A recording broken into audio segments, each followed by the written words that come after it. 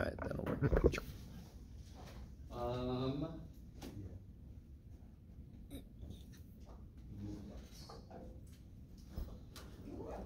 Real quick, in our Canvas shell, you become a student.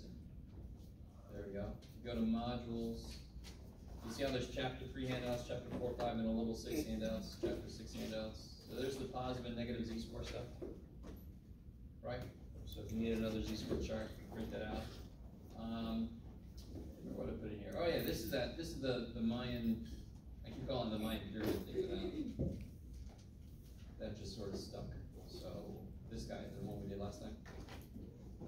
I think the stuff on the back here is different because it's from another semester. I don't know why I switched it, but it's basically the same idea. Also, there's a little thing called Student Support Hub. Just want to point this out to you guys. There's so many resources on campus based on whatever situation you find yourself in, right? It's insane. I can start listing them off, but that's just silly. So the #1 place to go when you're like, I have needs and I'm not sure what Grossmont can do. Success Coach. It's insane. These are the people that talk to you, analyze what's going on, and then they put you in touch with exactly what the hell you need. Are you guys kind of with me? They need to name it something different because it feels like a life coach or something, and you're like, I don't need a life coach, I need this. But they basically, you tell them whatever student coaches work with, other campus programs to connect students with the resources needed to provide support. That's the key thing. That is the #1 place to go quick. Just say, I've got this issue, and they'll say, okay, go here and go here. Bye. You guys all say again? Case manager. Yeah, so it's roughly like a case manager, except they don't go so in depth necessarily, but they at least get enough information to get you hooked up with the right people. Is that all good? You guys with me? Okay. And there's a silly amount of resources. So one of my students had a car accident, and they were like, I don't have enough money for the bus. And I said, well, actually, you can get some help with bus stuff if you go to certain places on campus. I think ASGC has some stuff, and EOPS has some stuff, and other things have some stuff. So this is an example of it could be a long-term condition or a short-term something, and you just contact them, and they'll hook you up with whoever can help. Does that make sense? Okay. All right. Good. Okay. Then let's see. Just because I want to point this out, so this is kind of a cool. One thing I like to do is I like to go to Google, and I like to type in the word study, and then I'll put it to past week. You guys know how to change that to, you can actually control what time frame you want results from. You guys know that? So you guys know? Okay. We need to have a course on how to use Google effectively, I think. But and then you just get all these freaking studies that have been done recently. So this was kind of neat. This is about the history of same-sexual behavior in mammals. I'm not going to talk too much about this because I don't want to know necessarily if anybody has weird thoughts about this, but I just want to point out a couple of things. So for example, down here, in our very near future, we're going to see stuff like this. And you can see what it says here. It says mean plus or minus standard error of the mean. So they use something a little different in this study besides standard deviation. I don't see that too often, which is really fascinating to me. I also want to point out something here. Okay, this guy right there. What does P mean? Probability. Yeah, it's a probability of a certain thing. So it's whatever they're studying, whatever they were looking for. So normally we see something like this. And in this case, do you think that whatever they were looking for, was it likely? Let me do this again. This here. Was it likely, whatever happened? No. So later this semester, we're going to be analyzing, how do I test claims that people make? So somebody can claim that, one thing I like to do is like I develop a drug, like a headache pill, like Tylenol, but it's specifically for stats-related headaches. And I conduct a study to show that it relieves pain in less time than Tylenol or whatever. You guys with me? So one way I would show that that's true is I would show that I see the effect actually happening and the probability it would happen randomly, because maybe I just randomly had people whose headaches went away, is less than some like 0.001 or something. So the chance that it just happened randomly and would have happened even if I would have given them ice cream or whatever If it's so tiny, that is evidence that the effect came because of my new drug. Does that make any sense? So in a lot of journals, you'll see this, and when you see this, they're trying to say, whatever we were just talking about is a statistically significant effect. I don't know if you guys are with me or not. Yeah. So we'll get there. So, and also, here's a really cool thing that I don't see too often, so I might have to save this study. Where'd it go? Come on, I saw it. Where are you? Dagnabbit. Oh well, too bad. I'll find it someday. I saw you. Where are you? Oh well, too bad. There's a lot of good shit. I can't remember. Oh shoot! All right. There's another thing in there I want to point out, but it's way in our future, so we'll get there eventually. What else did I want to show? I think that's all I want to show you right now. Yeah. I like it. Anybody need this handout? Let's see. This guy. This guy's huge. Okay. Let's see. Yes. Oh, you might also need this. We did this last time. Sure. Also, real quick, everybody pay attention. We have a quiz on Wednesday, and that is, this Wednesday, chapter 4 and 5. Because what's a week from this Wednesday? Test. 11. So on this Wednesday, we'll take the quiz. We'll finish up chapter 7. I'll give you the practice test, and then the following Monday is review day, just like before. Right? You guys with me? Okay, I like it. Okay. Any questions from homework before I just dive in to where we left off? Questions from homework? Yes. Next Wednesday, we turn stuff from chapter 3 to chapter 7, right? Oh yeah, so a week from this Wednesday, everything's due the day of the test except what? Everything is due the day of the test except homework corrections. Everything else is due the day of the test except homework corrections. Totally. And that's 3. Does that mean you can't turn in test corrections after the test? No. No, you can still turn them in. And if you turn them in like the next week, I might not even be too worried. You guys know with me? Was that for 3, 4, and 5 chapter? Did I turn you on? Yeah. But everything's still like all. Yes, 3, 4, 5, 6, 7. So here's a rundown of all the homework that is due next Wednesday, a week from this Wednesday. Chapter 3, Chapter 4, Chapter 5, Chapter 6, Chapter 7. Not much. No, real quick. Chapter 5 had 2 sections. Chapter 6 has 2 sections. Chapter 4 had 3 sections, right? Chapter 3, I already had the double quiz on. I just gave you more time for the homework. How about chapter 7?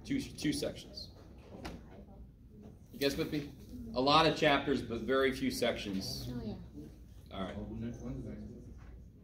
Okay. Okay. So if there's no questions from homework, I am concerned, but I'm going to continue. Because some of those questions in chapter 5 are weird, but I had one on 85. 85 in 4.3.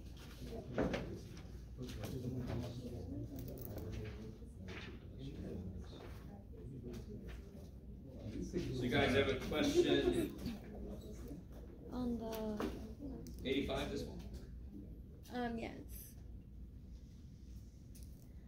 This is the one about the flu and the people calling. The number? Let's see. Find the probability that at least 4 of the 25 patients actually have the flu.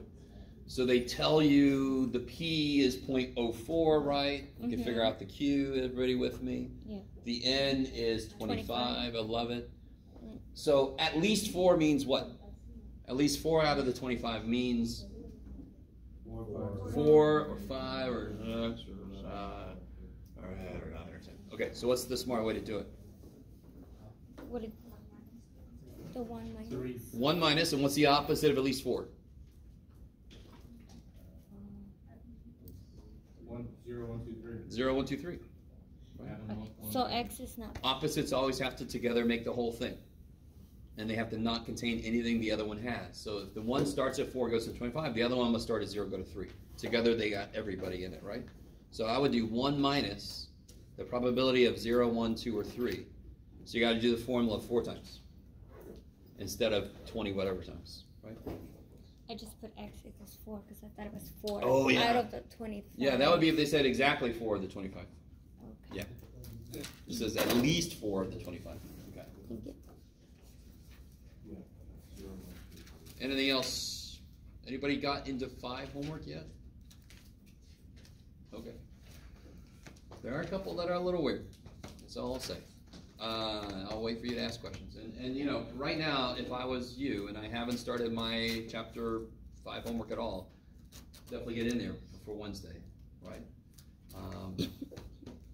We will get through chapter 7 by Wednesday. So that'll all be on the test. Okay. If there's no more questions from homework, I want to do a quick review of what the hell this is and how to use it. I highly recommend you watch this video if you missed last class, but we will do a few examples. So basically what this guy does is, you remember the empirical rule, right? What did empirical rule say about within 1 standard deviation there was? 68%. Yeah, if it's normal, there's 68% of the data, right? Yeah. Which means how much is outside? 32, which means there's 16% below -1 z-score. Is that cool? So from -1 to 1, there's 68%, 32%, so 16% below -1. This chart, whatever z-score I look up, it always tells me the area below what I just looked up. So if I look up -1.00, it better freaking say something that looks like 16%, right? So if I look up, here's how to read this chart. -1.0, and you are bright. That's too, oh Jesus. Okay. -1.0, it's so bright up here for me, I can't see shit. 00, what's that say? 1587. 1587, which is basically 16%. So this is empirical rule just with a lot more filled in. And again, I'm going to remind you guys, just in case anybody's taken stats before or whatever, yes, you could get exact answers if you use technology. I don't care. Right now, this is not about the exact answer. This is about understanding the idea. And if you just push buttons and get a number, you're not having any connection to what the hell that means, right? Right. So my hope is you have more of a connection if you actually do more drawing and looking things up. Okay. So I'm really sorry, you've chosen poorly if you didn't want to do any of that. So let's do a couple examples. Okay. Let's say I want to know, so I'm given a standard normal distribution. Does anyone remember what the hell that means? Yeah. That says standard normal distribution, by the way. Man, you guys get me at the end of my longest day of the week. I'm sorry. I'm so tired by the time it gets here. But what's standard normal distribution mean? Does anyone remember? So I know it looks like this, but what's the standard part mean? Everything's been turned into those z-scores, right? So the mean would be 0, because whatever the mean was, the z-score would be 0, right? So be really careful. It's not always 0 in the middle. If it's not a standard, if they haven't made z-scores yet, the mean goes in the middle. Okay, I like it. So now I want to know the probability that I get a z-score that is less than 0.48, for example. So before we could only do 1, 2, or 3, because that was what was an empirical rule. We could do 1, -1, -2, -2, 3, -3. Now with the chart, I can fill in a lot more stuff. So what's interesting is this chart is built in a way, the only thing it knows, the only thing it understands is areas below a z-score. So if I look up 0.48, 0.48, 6844, you guys see that? 6844. Yeah. So that is the area below the z-score I just looked up. So sure enough, if I put 0.48, the area below it is 0.6844, is that what we just said? Yeah. Yes. Thank you. So that's exactly the area I wanted. I am done. So there's about 68.5% of a normal curve that is below almost half a step up from the mean. Right? So if I took a test and it was a normally distributed test and my z-score was 0.48, I would be in the 68th percentile just about. You guys see what I'm saying? Yeah. Okay. I'll lock it. So what about, let's do another real quick.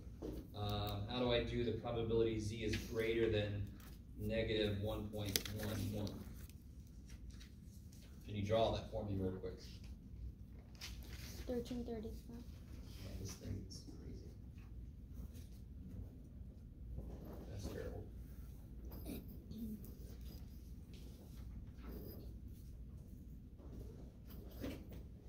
that's fine. So it's still the same problem, still a standard normal. So there's 0 in the middle. Where's negative 1.11? 1335. Okay, it's going to be to the left a little bit. You don't have to have it perfect, you just have to put it relatively in the right place, right? Which way do I shade? What do I shade? What's the question one? To the right. Greater than, so I shade up. I like it to the right. So right there, I know my answer is going to be bigger than what? 50%. Bigger than 50% because the mean cuts it in half and I got a little bit extra than that, right? Yeah. So I already know that if the answer I get is 0.28 or something, I'm wrong. So everybody look up negative 1.11, don't say anything. Just everybody look up negative 1.11. Yeah. When cities leave like. Don't say. Everybody see if Milad's right. 28,665. So negative 1.11.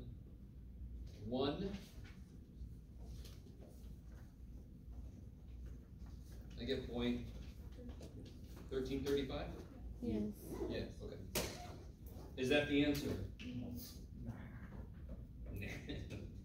Can't be, that was too quick. So again, your picture is supposed to help you.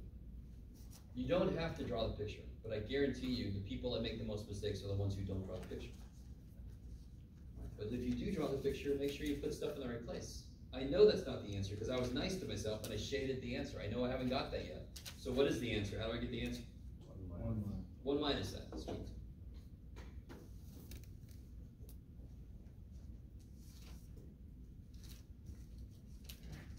Alaka. So that means, again, if I don't know, I'm in a hot dog eating contest. There's a normally distribution of times of eating so many hot dogs. And my z-score is negative 1.1, well, that means that 86.65% of the other people in the contest were better than me. Well, if it was time, it worse than me. I don't know. A number of hot dogs, better than me. Are you guys kind of with me? So it's, of course, that only is true if it's a normal curve. So one thing we're going to talk about later today is, when do I know I have something that's normal? Because then I have a whole freaking sheet of answers, right? But I have to know that I'm working with a normal curve to use this. Okay. Last example, and then I got a handout for you guys to work on. What about find the z-score with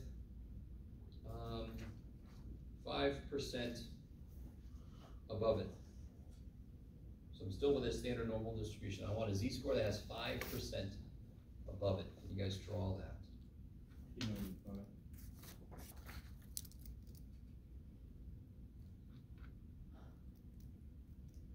So again, the mean cuts it in half, right? Yeah. So where would something have to be so it's got 5% above it? To the right. It's got to be way over here, so it's just got a little tiny piece above it. Now, what Charlton said is correct. The z-score chart, very single-minded. What's the only area it gives me, the only area it understands? Left. The area below. So 5% above means what percent below? 95. Real quick, doesn't 0.95 look like a z-score? Yeah. So you could very easily just look up 0.95 and get the completely wrong answer because this is not a z-score, correct? I don't know the z-score. I want to find it. So here's what's interesting. Normally, I give you a z-score and you look up the area, right? I give you a z-score and you look up the area. Now I've given you an area and I want you to look up the z-score. Just got to do it backwards. So again, math, you could be very jealous. Math goes both ways. So if I have a sheet that translates from z to percent, it also translates from percent back to z. So if I look at this sucker here, what kind of z-score is it going to be? Positive or negative? It's way up here, so positive.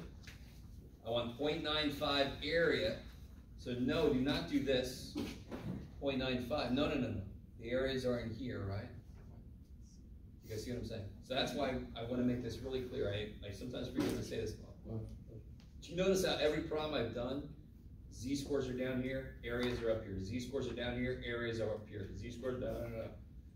You desperately need to do that for yourself because, again, areas look like freaking z-scores. That is so evil. So leave the areas up here, and that will remind you, hey, I got to look for it in here. What's the closest you can get? There's something interesting that happens with this one, and that's why I did it. I did it on purpose. 0.95. What's the closest you can get to it? What happens? 1.645. Yeah. Notice how these are both equidistant from 95. So this would be 1.64, and this would be 1.65. So all they did was they split the difference. 1.645. You guys with me? Yeah, maybe. And in fact, I mean, just follow the asterisk, and there's 1.645. It happens a few other places. It happens more places than what they point out, but these two are special. All. We'll see later that these are special. Okay. So, you're not going to believe this, but I have a handout. And I want you to do like we do. You're all by yourself over there. I'm sorry. So I want you to kind of find people and work together. Unless you really, really don't want to. I'm not going to force you. There's one side that's more colorful than normal for me. Do you see that? Don't worry about this side yet. The other side's got a bunch of normal distribution curves drawn for you. That's the side I want you to look at. Okay. So try to do number 1. Oh, some of you guys are not quite done with 1, but I'm going to start doing some of these.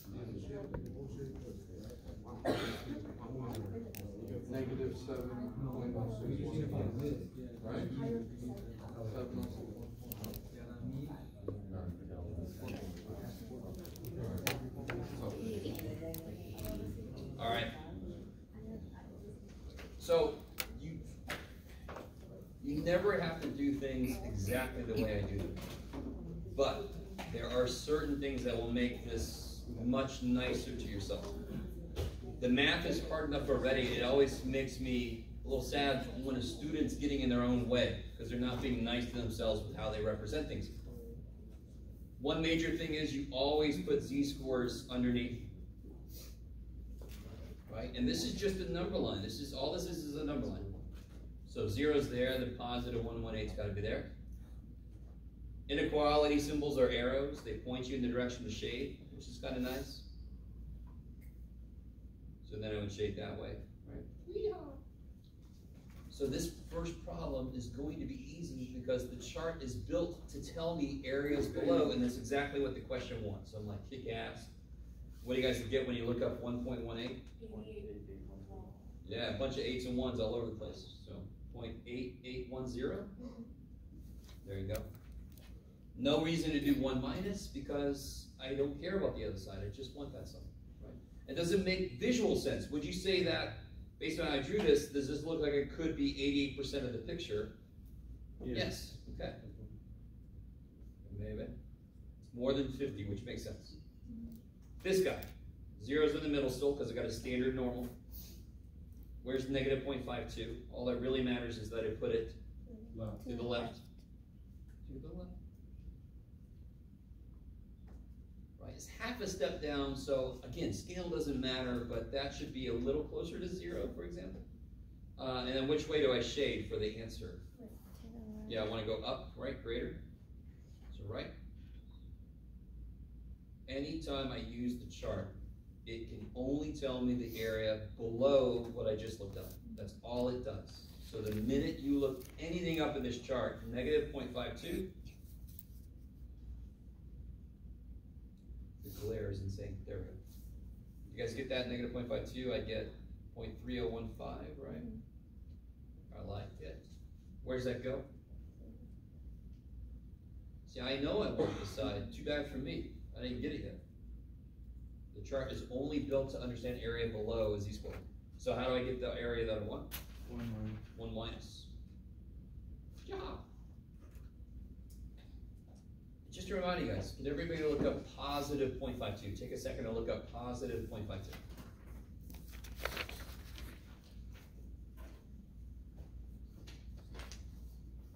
What do you get? Holy shit. Well, we'll go sorry. This whole picture is symmetric around 0, correct? Yeah. So the area, and again, this is a shortcut. It doesn't matter if you understand it, but it kind of, if you understand it, you understand the whole thing a little better. The area that's above negative 0.52 is exactly the same as the area that's below positive 0.52 because of the symmetry. Does that make any sense? Yes. That is a very slight shortcut. You'll save like 2.3 seconds, right? But still, it's a shortcut if you want to use it. Okay, I like it. What does this mean exactly?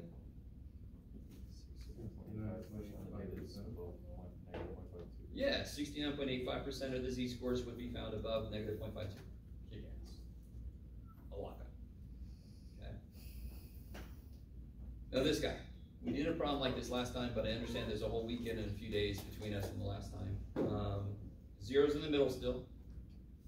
Negative 2.63 is down there somewhere, and 1.49 is not quite as far up. And it doesn't really matter. You just want a visual anchor. As long as they're in the right place according to each other and according to 0, your picture should help you. Right. Now, this is a little harder to tell if it's going to be bigger or smaller than 50%, but kind of the way I drew it looks like it's going to be maybe a little bigger. We'll see. What's the idea on this one?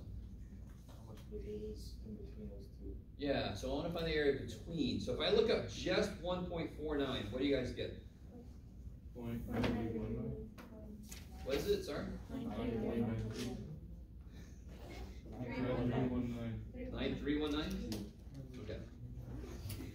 It's like perfect destructive interference with your answer. Isn't that too much area? It's exactly this much too much area, and I know how to find the area there, so I can subtract them. So that's a beautiful physical, visual idea. So what do you get when you look at negative 263? 0043. Okay. So I got to do 9319 minus 0.0043, which is whatever the hell it is. 9271. Thank you. 76. Sounds good. I was going to say that freaks me out because it's an anagram of my birth year, but that's all right. No, it isn't. I wasn't born in 6000.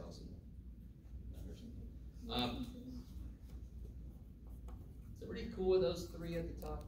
I mean, to me, those are your bread and butter z-score problems, right? That's it. They just are. Then you get into these slightly weirder ones, and it's always just like algebra showed us. Going backwards is weird, right? All of algebra basically is going backwards, right? If you knew what x was, I'd know what to do, but I don't know what x is. Oh shit! So here, you have to remember what this symbol means, and of course that symbol means percentile. And the idea of percentile is that percentage is below. So since 0 cuts it in half, it would be the 50th percentile, correct? Yeah. So the 38th percentile should be a little bit below.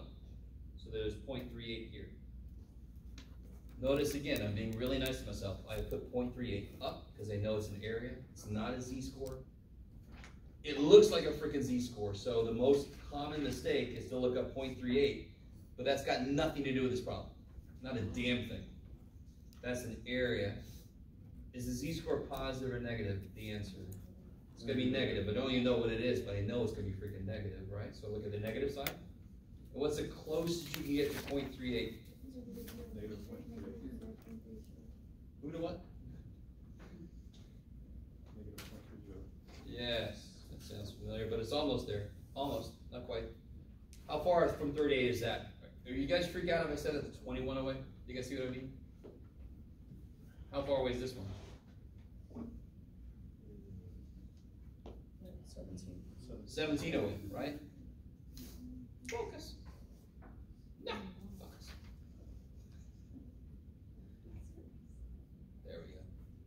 You guys with me? So that would be the answer. Now, if some of you guys want to, you could do exactly like the asterisk does, and you could just interpolate, go between. All interpolate means is, well, it means a little more, but it's basically going between two things. You don't have to, you just always give me the closest. So the closest one is negative 0.31. So what this means is, if I'm at the mean, I got 50% below me. If I go 0.31 standard deviations down from the mean, now I've got 38% roughly below me. I like it. Would you agree with me that there's a lot of rounding that just happened? Was it exactly 0.38 what we found? No. So isn't negative 0.31 not exactly the right answer? Yes, I don't care. Again, I don't care. Right now it's not about it being exactly right, it's about getting the idea. Okay. So what about this guy? Hey guys, what about this guy? Where would I put the answer? So what's funny is I'm kind of placing the answer before I know what it is. All the way to the. It's got to be way up here so that I only have 10% above it, right? So maybe right here. So this would be 10%. The chart only understands areas that are where? Below, to the left. So I better feed it what's below. So what is below? 0.90. So if you look up 0.90, right, it's going to be what kind of z-score, positive or negative? This is above 0. Look up 0.90, the closest I could get. It's right there, right? Is that cool? And what z-score is that? 1.28. Is everybody cool with what's happening? You gotta let me know if you aren't. Okay. Yes? Why wouldn't it be right if it was like, it actually said 9? Like, right next to it says 0.90. Totally. I got you. What's closer though? This would round to 0.9, correct? Where'd it go? There it is. That would round to 0.9, right? And that would round to 0.9. But which one's closer? Do you see how that's 15 away? And that one is 3 away. That's a hell of a lot closer, right? That's almost exactly 0.9. You with me? Yeah. So it doesn't matter if it's actually got 0.90 in it. What matters is what's closer, right? Yeah. Yes? So like on the Tesla quiz, if we put like a number that's slightly different, like how she did the 15, but the answer was the 83 or 97. Alright, so if you wrote down 1.29 instead of 1.28, right? You'll lose like a point. Okay. Totally what I'm trying to do there. Because I am an asshole. No, because it's one thing you gotta be careful about is just getting close. Yeah. Maybe. So you just calculate it and see which one's less further away. How do you mean? So I mean, is everybody really, really cool with the fact that I say this is 3 away from 0.9 and that's 15 away? Yeah. Right? Mathematically, it doesn't make sense. It's 0.0003, but shit, screw that. I can just say 3 away, 15 away, 3 away is closer. I'm going to use that one, 1.28, done. Next problem, right? I like it. Okay.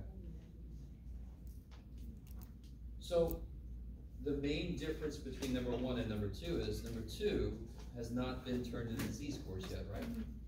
What's the mean in number 2? Yeah, 33.74. So what goes in the middle of the picture? Yeah. I'm working with what we call raw scores. So it's before I processed it into z-scores, we actually call them raw scores, right? Sort of like raw materials before we process it into something. Where's 27.2? Yeah, down here somewhere.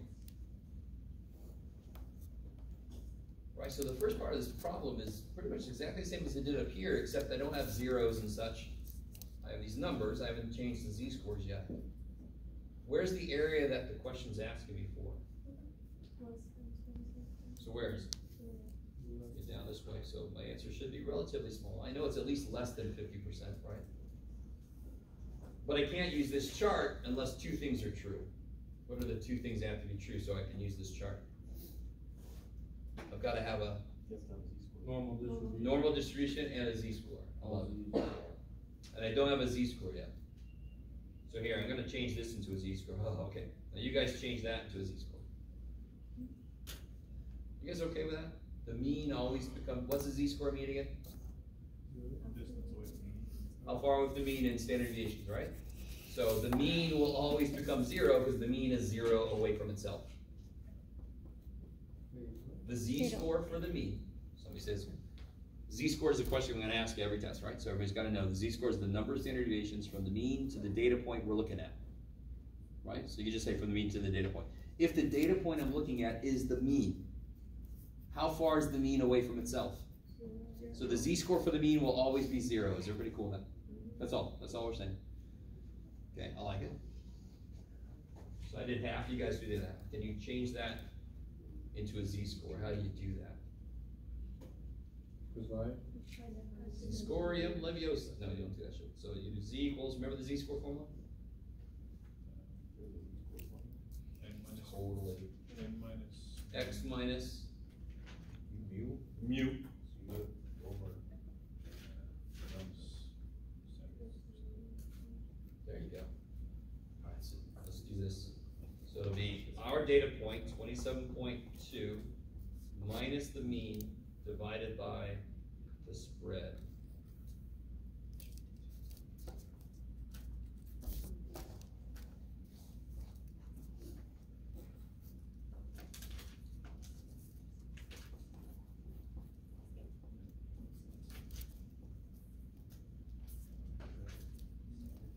And then whatever you guys get. Now really be careful, I'm going to show you something. If you put it in the calculator wrong, the calculator's got no chance to give you the right answer. So the most common mistake I see with this is somebody will do this. I'm going to make a mistake, you ready? I've made a mistake. Not just because the answer is 23. By the way, real quick, if you get a z-score of 23, do you guys understand what that means? Where does unusual start? 2 steps away.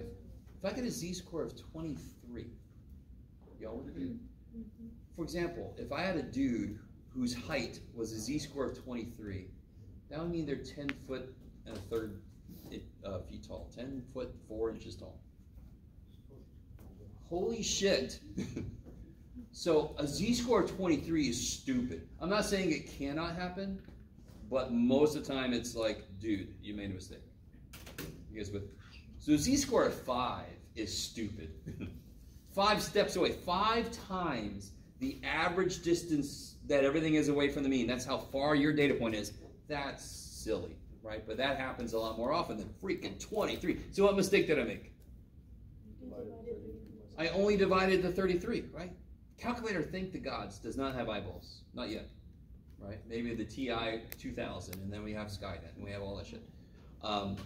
I've got to tell this poor calculator what the top of the fraction is. It doesn't know long division bar. So I've got to put parentheses around the top. So I am seeing a few people doing this, so I've got to do it like this. 27.2 minus 33.74 divided by 8.63. Okay. Is that what you guys got? Why are we going to always round z-scores to 2 decimal places? I don't know. Because this only goes to 2 decimal places, exactly. So what would this be? Negative 0.76. Yes, not 7.5, right? Don't just chop it, round it. So it should be negative 0.76. Negative makes sense because I know I'm below the mean. 0.76 makes some sense because I'm not that far away. So now it becomes a problem just like one of these. And what I normally do is, I didn't really give myself room, but I normally right underneath the number I put the z-score in parentheses, just to kind of remind myself where everything is. So now, to do this problem, now it's easy. Once I get z-scores, what do? I'm going to look up negative 0.76, and I'm going to be done, right? Because it's exactly what the problem wants from me, just the area below. So if you look at negative 0.76, what do you guys get? 2236.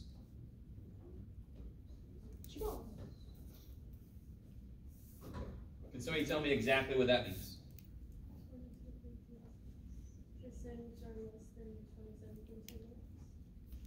Percentage of what? The data. All right, so to be really specific, there's two ways you can answer this question. One way is that's beautiful. 22.36% of gross month students spend less than 27.2 minutes looking for a parking spot in a week. I know it's a lot of words, but you're just basically plagiarizing from the problem. You with me? Another way to say it is, there is a 22.36% chance that a student will take less than 27.2 minutes in a week to find a parking spot at Grossman. You guys, I have no idea. This is not real data, by the way. I did not go out and just watch people. Oh, you're circling around again. Let me go to the other parking lot. Okay, you're circling around again. No, I didn't. I just made this shit up. And by the way, it used to be a lot worse. We used to have 20,000 students here, and now we have about half that. So should be a lot less cutthroat out there in the parking lots, I would think. Okay. Okay. So you guys do the rest. By the way, real quick, I want to point something out. Do you see how this problem ended up being exactly like that problem? Not the same numbers, but do you see how it's exactly the same idea? So aren't you going to just change everything to z-scores here? Same kind of problem? I love it. Do it.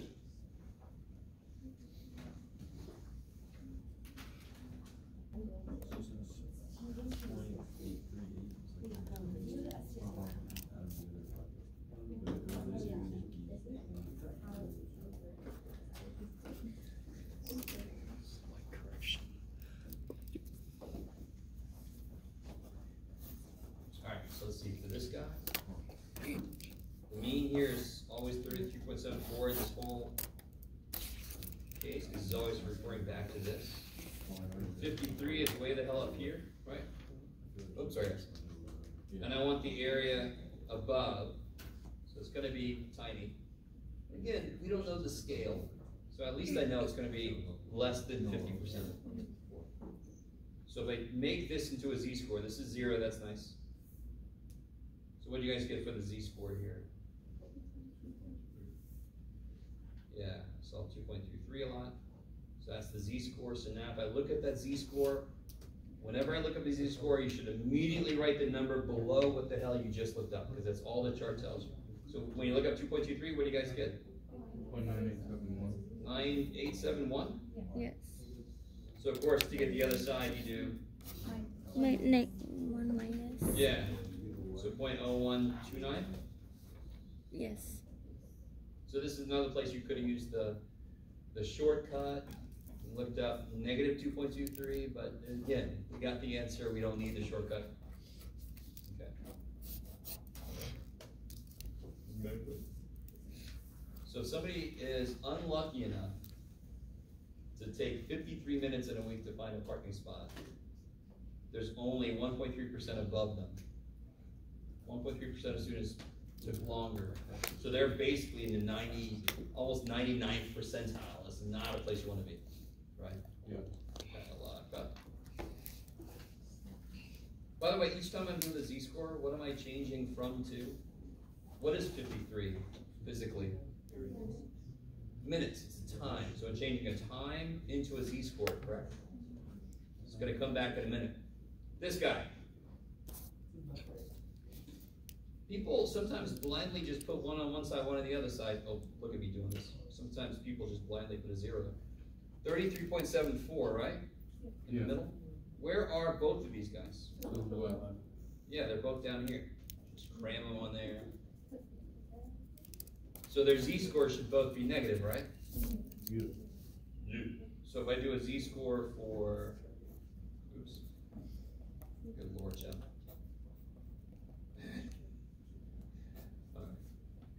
Pretty awesome. Okay. You do a z-score for 15.5. Like 4. Yeah. 15.5. I want to show you something real quick. 33.74 divided by 8.63. And of course, be careful to put the top in parentheses, which I missed one, so I can insert parentheses. That didn't work. All right. Good job, Jeff. Is that what you guys got? Okay. Thank God. Now real quick, just to show you something that's kind of nice. So it's negative like we expected. If I just hit second enter, or even just hit the up arrow enter, you can go back. And what's the other data value I want? 29.5. Bam. Okay, so So I got a lot less writing, you can just go edit. The bigger their formulas get, the more you're gonna wanna do that. And our formulas will get bigger.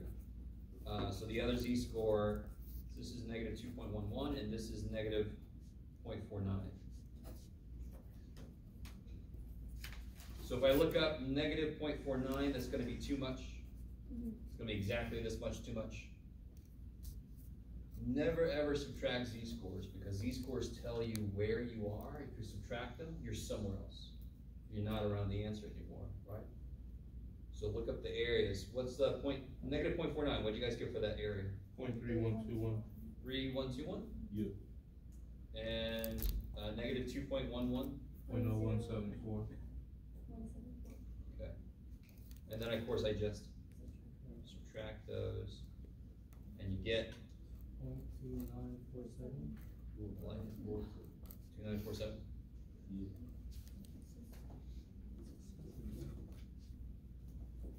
A lot. Okay. Any questions on that so far? Do you guys see how once I changed everything into a z-score, it just became exactly like this problem? You guys with it? Now, real quick, I always try to show this, and sometimes it helps, and sometimes I don't know. Do you notice each of these three problems, we were given a time, correct?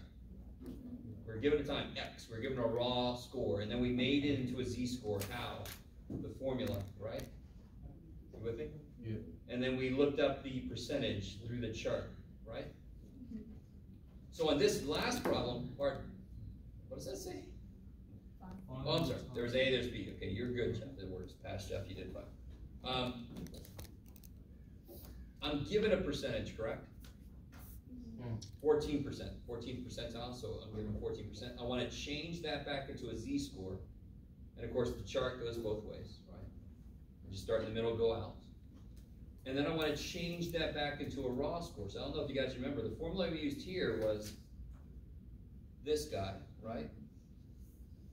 We already calculated the reverse formula. This is if I know X, how to make it a Z. What if I know Z? What's the formula for going backwards? It's actually the definition of Z-score.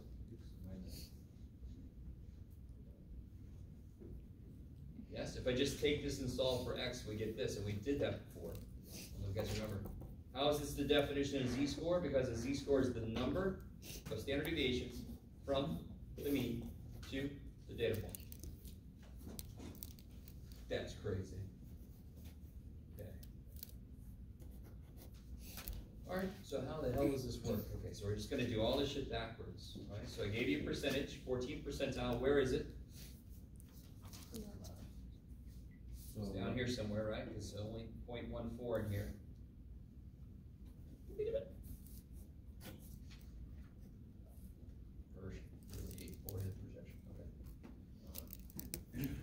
So I can look up the z-score for this, just like we did up here. It's exactly the same idea as the 38th one we did. So what do you guys get for the z-score for 14th percentile? 0.5557. Uh-oh. So remember, this is an area, right? Where are the areas on this chart? In the middle. So if I look up 0.14, the closest I get, Negative. there we go. 1401, right? And that z-score is negative 1.08.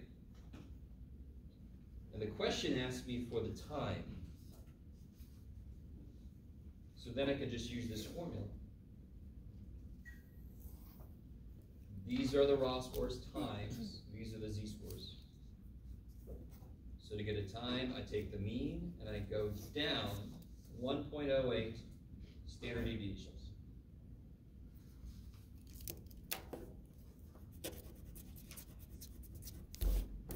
And you get whatever the hell that is. 24.42 roughly? So if somebody was lucky enough to only take 24.42 minutes in a week, they would be in the 14th percentile.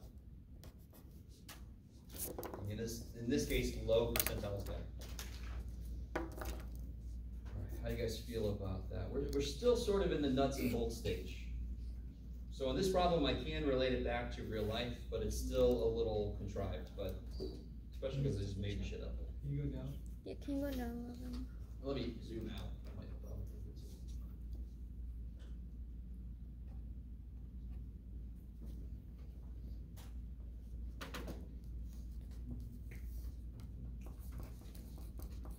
All right. What's the answer? What is that?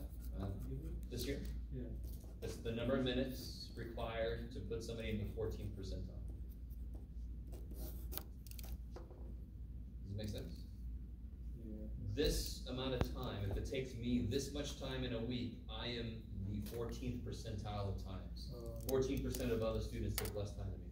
Yeah. So that's a relatively good place to be, right?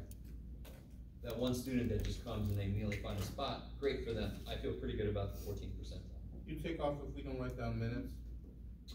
I don't know. Depends on my mood. You should always put the units if it's a physical problem, right? I might take points off. I might do something like, if you leave this blank, I might put years. Somebody's circling for 24 years, ordering Grubhub to meet them at the door. Thank you. And they circle. Sorry. So write the units when it makes sense. Yes. Okay. Any questions about this handout? This is exactly the kind of questions I like to ask. Hint, hint. Sure. Let me make it blurry for you. Sorry. There.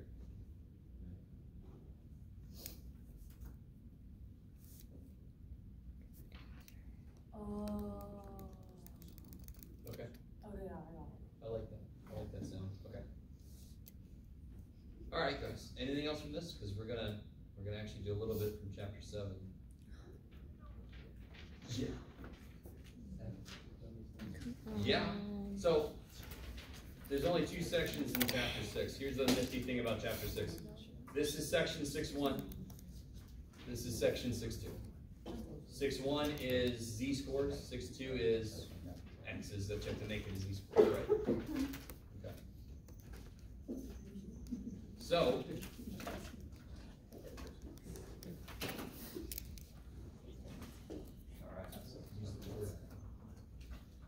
we're about to do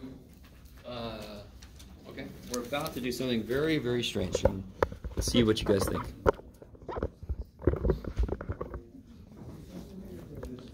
And you're all like, how is that different from any other day? Okay.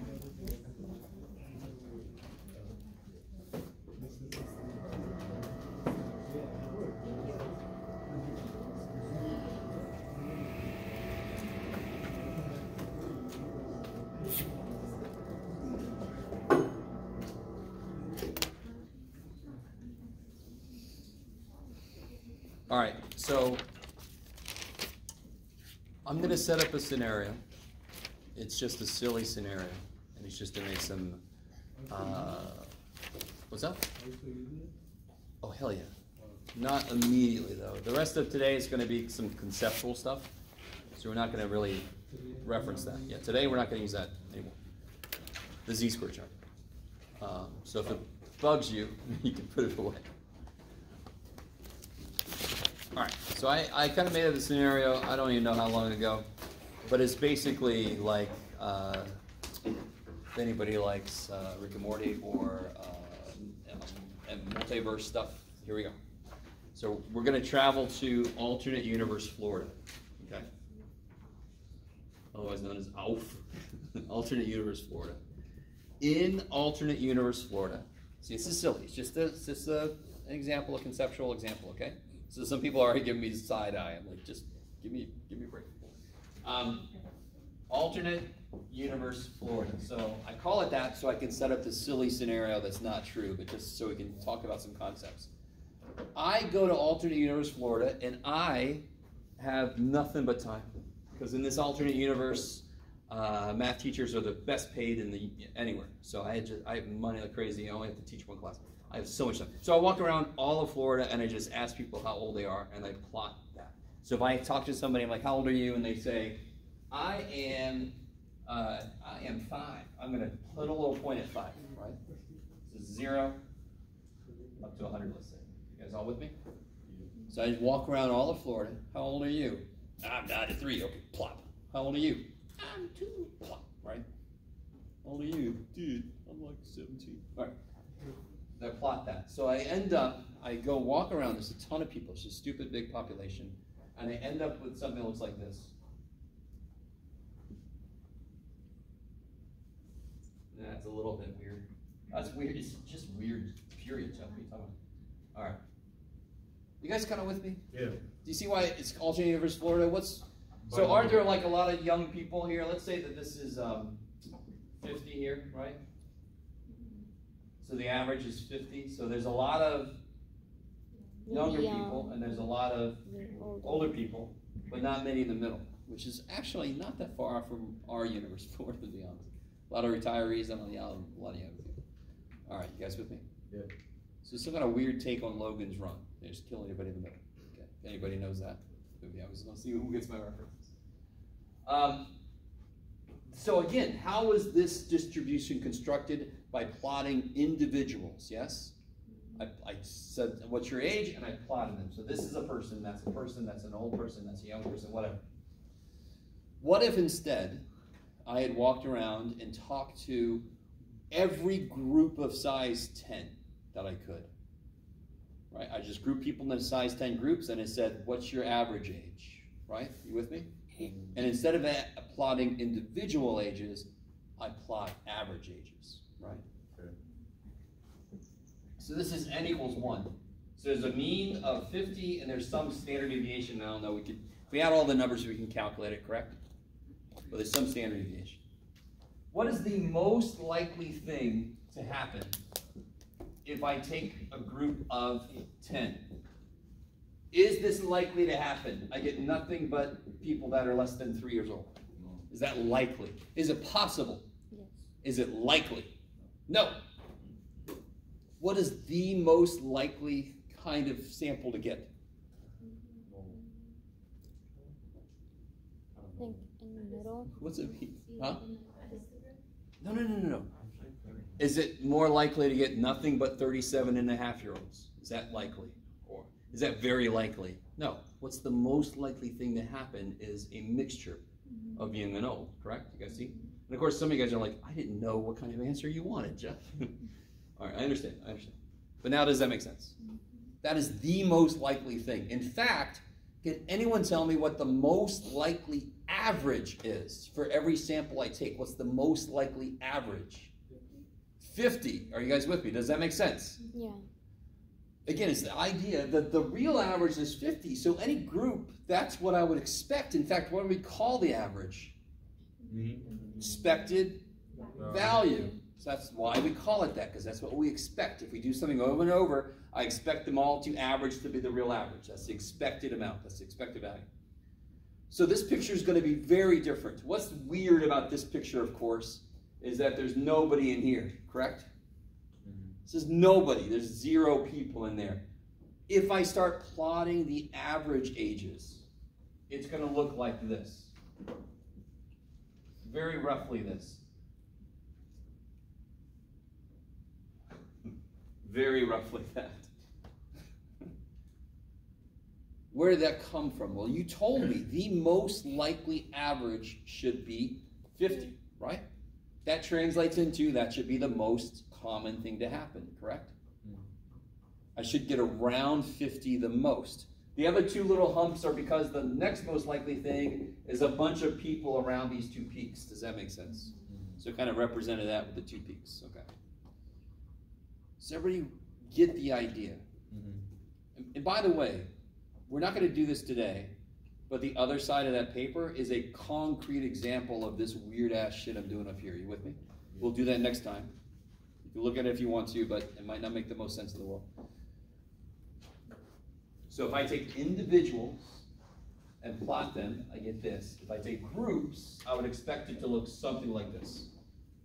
Now, what if I take a group of size, a bigger sample? If I take every sample of size 32. Does anyone know real quick, before we do that, which one of these images, which one of these distributions is more normal? Neither one of them is normal. Which one's more normal? On the right. this one. Does everybody agree? It's got two little peaks, but it basically does this. If you kind of squint your eyes a little bit, just blur it out. You with me? Yeah. Okay, I like it. This one has no freaking chance in hell. It's two big potatoes, whatever the hell those are. All right. I like it. Now, which one of these has a bigger standard deviation? That's Remind me, what's the standard deviation? The average distance from the mean to all the data points, correct? This first one, there's nobody by the mean. This has obviously got a big ass standard deviation, yes? That second one, most of the shit's right next to the mean. So you all agree with me, whatever the standard deviation is here, it's definitely smaller than that. Does anyone remember when you do 1var stats in your calculator what it actually says? It doesn't just say sigma, there's something else next to it. Sigma squared. Everybody, take your calculators. Go to stat, edit, clear out list one if you got any shit in there, right? Now, everybody put these in there. 7, 8, 15. Huge sample. If you don't have a calculator, just stay on with somebody else. 7, 8, 15. Sure. What did you say to put? 7, 8, 15 in list one. Okay. You with me? Now go to stat, calc, 1var stats. Okay. Make sure it's list one.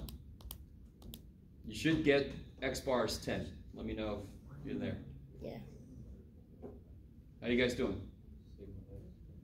Yeah, so what's it? It doesn't say sigma. What does it say? Now, I haven't made a big deal out of that. I might have said it's because list one is x's. If I did list two, it would have sigma x and sigma y. But I really want to make sure you understand this. This picture is individual data points, correct? So isn't this the standard deviation of all the data points? So we could write that, we just don't because it's normally understood that's what that symbol means. Are you guys with me? But the calculator does it, not for this reason, but I don't care. I'm going to pretend like it's for this reason.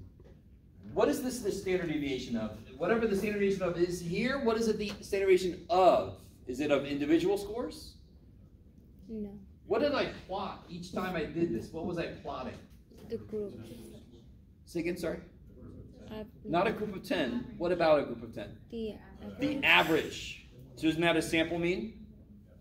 So if I take a sample of 10 and I get their average, I plot it. Take another sample of 10, get their average, I plot it. Isn't that a whole bunch of X bars? Yeah. X bars, right? So this would be the standard deviation of these sample means. That doesn't say sigma divided by X. It says sigma subscript X bar. It's a little identifier. Where was that 32 from again? Made that shit up. It's the next example I'm going to do in a minute. Where was that n equals 10 from? Made that shit up. Where was n equals 1 from? Made that shit up. But this one makes sense. Because we can talk to individual people all the time. The sample size almost didn't matter except for one thing we'll get into in a minute, which is why I specifically chose a number there. We'll see. Yes? What's the AU there? Sorry. It's alternate universe Florida. Florida. It's okay. It's okay. It's not, and again, this is not like a template for a problem you're going to see. Is everybody with me? This is weird shit that your weird freaking teacher came up with to explain an idea. You with me? We're not going to have alternate universe Michigan or something. Don't freak out. Okay. Y'all going to be in an alternate universe United Nations. Here we go. No. You guys all right? You guys all right? Okay. Florida's not really like this, so I just had to make an alternate universe for it. So whatever this is, it is smaller than this. Is that cool with everybody? We just talked about that, I believe. I might have went too far just now. Isn't it? Oh yeah, we did talk about it. Isn't this one closer? Isn't more of the data points here closer to their mean? So isn't this what is the one on the left mean again? Sigma X bar? That's the standard deviation of the sample means. Okay. Everything I plotted here was a mean of a sample. So when I calculate the standard deviation of those, that's the standard deviation of sample means. Oh, okay, got it. I like it. Cool. Is that all right? You guys all agree with me? Yeah. Now here's the Yeah. funky thing. If I get above 30, here's what the picture is going to look like.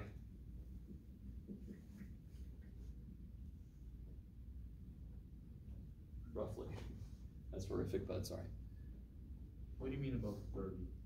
If I take samples of more than 30, it's going to become normal. And it's actually what's called approximately normal, or what I affectionately refer to as normal enough, right?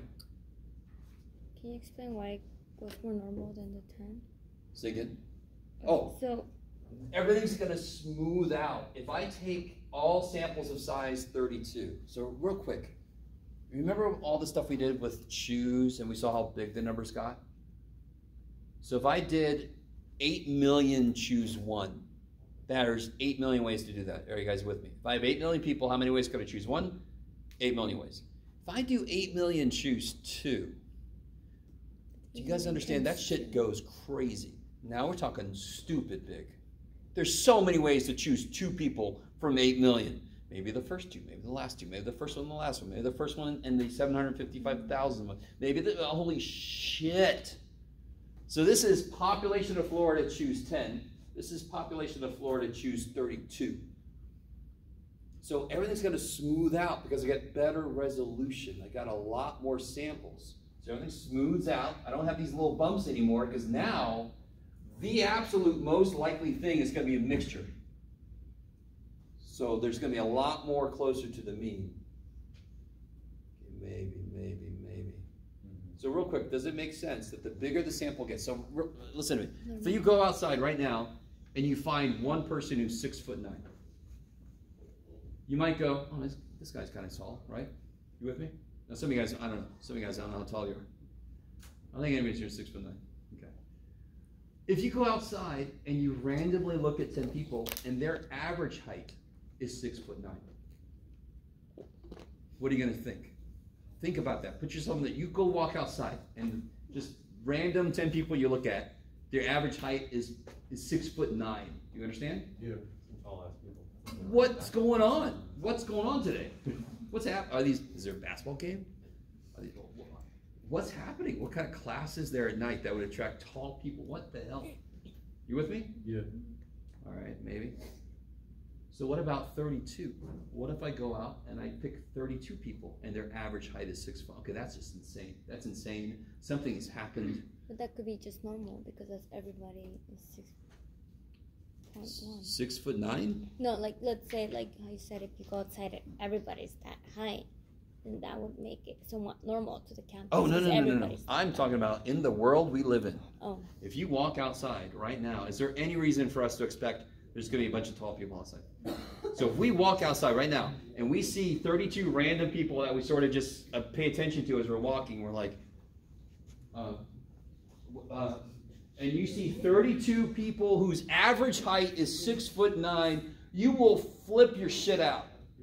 Especially if they're all just dressed normal, they're not doing anything, they're not even together. Do you guys understand what I'm saying? Yeah. Maybe I could have went the other way and said 4 foot. If you saw a bunch of people that were 4 foot tall, right? You guys with me? Yeah. So, when I pick 32 people, it's almost guaranteed that the average is going to be close to 50. It is so unlikely for me to pick nothing but 50 really young people at random. Is it impossible? No, that's why there's a little bit here. Is it unlikely? Yes, that's why it's a little bit here, right? And most of them are here. That sounds like a normal curve. So the real way we investigated this is we fed a computer tons of data. And we said, okay, computer, pick every sample of size 10, pick every sample of size 12, pick every sample of size 17. And we noticed that no matter what the data looked like when we fed it to the computer, and what do I mean by look like? It could look like a uniform curve. It could look like what I just drew, 2 big potatoes. It could look like, who knows? No matter what it looked like, after about 30, it became approximately normal. Why is that so freaking important for us? Because, what is this? This is all the answers. This is all the answers to every probability problem, as long as they know the distribution is normal, right? So a large part of statistics is, in different situations, when do I know I'm working with a normal distribution? So if we are taking samples and our sample size is more than 30, I know that all the samples would make a normal distribution. I can use that chart now to get all the answers. If I took n equals 10, I'm screwed. Doesn't mean you can't do shit. It just means you got to do weirder shit. That would be in stats 2 if we offered stats 2. Okay, maybe. Oh man, you guys look so excited. So what does this mean? Real quick. Do you notice how the mean, I don't know if you guys picked up on this, isn't the mean staying the same? Yeah. You guys okay with that? Do you guys understand that's true? There's an average age in here right now, correct? Yep. Just is. Would the average be different if I had every 2 people and took their average and then averaged those? Would that number come out different? I love you guys so much. Wouldn't that still be the same people? Yeah. If I group people together, get their average and average those, did I suddenly make everybody older? No. If I did, you'd be like, stop, Jeff. You with me? It's still the same people. Here, real quick. Okay, here's a small sample. 1, 2, 3, right? What's every sample of size 2? This is not too bad. I can take 1, 1. Is that cool? So this is with replacement, right? 1, 2, 1, 3, right? 2, 1, 2, 2, 2, 3, 3, 1, 3, 2, 3, 3. What's the average of just these numbers? 2. Yeah, the mean is 2. I love it. Now go with me. Everybody just go with me. Now, maybe don't even write this down. I appreciate you guys are like, I'm ahead of you. I'm not writing this shit down. We're in. What's the mean of each of these samples I took? What's the mean of 1 and 1? Holy shit, it's 1. 1.2. 1 and 2 is 1.5. 1 and 3? 2. 2 and 1? 1.5. 2 and 2? 2. 2 and 3? 2.5. 3 and 1? 2. 2.5. 3.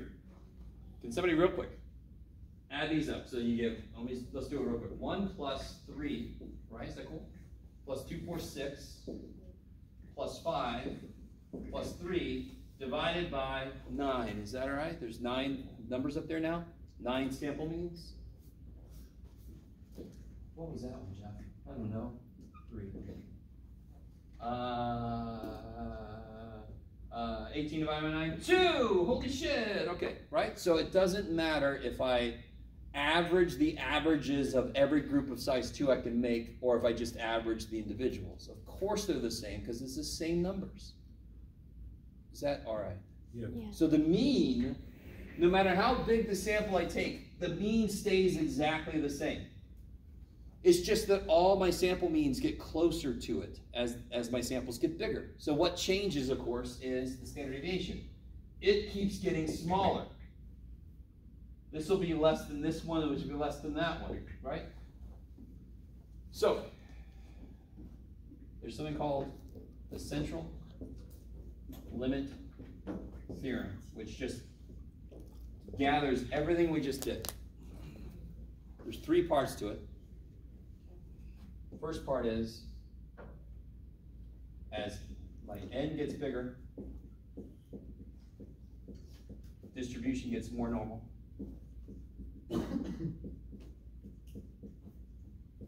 N greater than 30, normal enough. Again, what do I mean by normal enough? Normal enough to use the z-score chart. So as my n gets bigger, as the sample sizes I take gets bigger, the resulting distribution of averages gets more and more normal. Okay, I like it. Secondly, the mean of the sample means is the same as what the mean was before. So this is the mean of the sample means. It's the same as the mean was to begin with.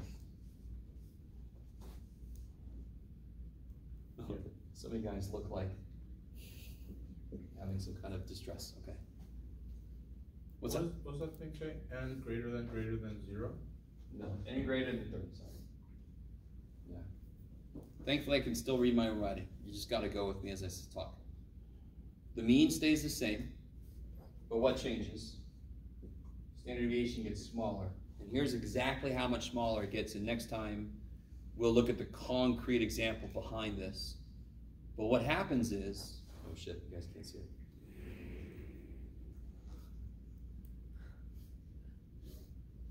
Sorry, I'm not laughing at you, I'm laughing at you.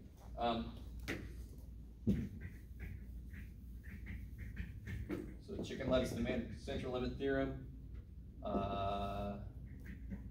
N gets bigger. distribution more normal. The mean stays the same each time.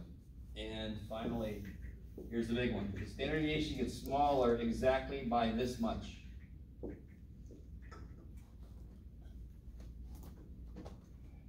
Is that one mean, the one behind you, that the sample mean equals the mean? No, nowhere here. What does this notation mean? It's the mean of the sample means. So if I took every group of 2 in here and I averaged all those averages, that would equal the actual average of everybody, right? This last one's weird, I agree.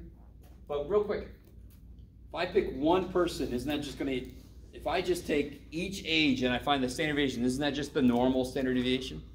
So if n is 1, isn't that just equal to the standard deviation? Yeah.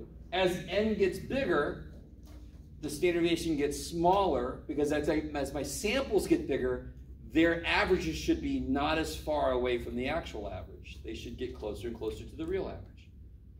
If I take a sample, a random sample of 80 Grossmont students, their average age should be close to the average age of all Grossmont students because I should get a mixture of young and old, right? Should be very unlikely I only get older students or I only get younger students. Is it impossible? No, but it's less likely, so the spread gets smaller. Maybe. That's one reason why this is called central limit theorem.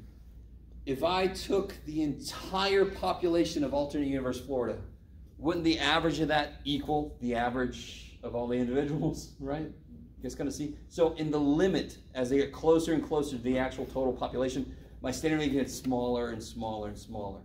That's kind of like where the name central limit theorem came from. There's a little more to it, but that's my phone is giving me a, or who has telekinesis in here? Stop it. I knew it. All right. I gotta wear my tinfoil hat.